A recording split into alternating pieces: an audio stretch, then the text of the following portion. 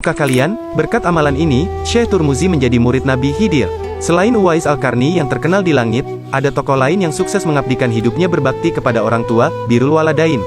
Berkat pengabdian kepada ibunya, beliau jadi murid Nabi Khidir dan mendapatkan ilmu luar biasa. Beliau adalah Syekh Turmuzi, seorang sufi dan ulama besar di zamannya. Di antara pemikirannya yang fenomenal adalah konsep Katmul Aulia, penutup para wali, sebuah pemikiran yang lahir dari pengembangan ajaran Katmul Anbiya, penutup para nabi. Nama lengkap beliau adalah Abu Abdillah Muhammad bin Ali bin Al-Hasan Al-Hakim At-Turmuzi. Kisah pengabdian Syekh At-Turmuzi kepada ibunya dicatat oleh Syekh Utsman Ismail Yahya dalam pengantar kitab karya Syekh At-Turmuzi, Katmul Aulia.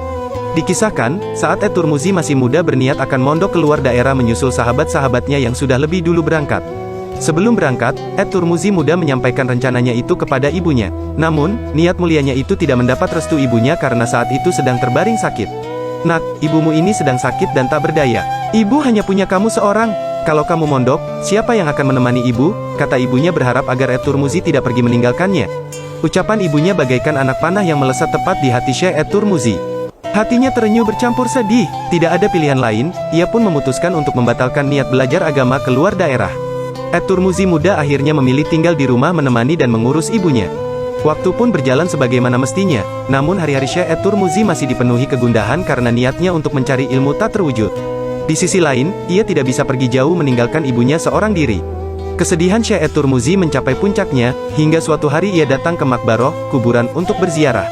Ia pun melepaskan semua keluh kesah dan kegundahan yang selama ini dirasakannya. Tak terasa tetesan air matanya mengalir deras. "Aku adalah orang bodoh, sementara sahabat-sahabatku yang sedang mencari ilmu sebentar lagi akan pulang dan membawa segudang ilmu," sesalnya sambil menangis di atas Makbaroh. Saat Syekh At-Turmuzi bergelut dengan emosinya yang sedang berkecamuk, tiba-tiba di hadapannya muncul sesosok kakek yang tak dikenal.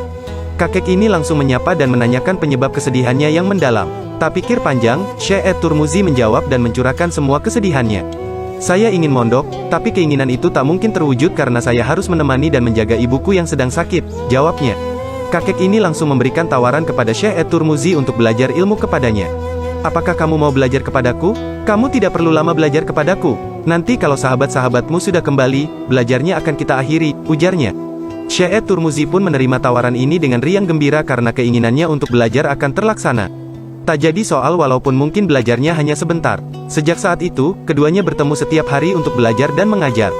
Hari-hari berlalu, keilmuan Syekh At-Turmuzi semakin meningkat dengan drastis. Beberapa waktu kemudian ia pun menyadari bahwa sosok kakek yang selama ini menjadi gurunya itu adalah Nabi Khidir. Ia sangat bersyukur dan menyadari bahwa anugerah yang ia dapat adalah berkat doa dari ibunya. Begitulah keramat seorang ibu, bisa mendatangkan kesuksesan bagi anaknya yang berbakti dan bisa juga membawa laknat kepada anaknya yang durhaka. Semoga kisah ini menambah motivasi kita untuk menuntut ilmu dan berbakti kepada kedua orang tua. Amin.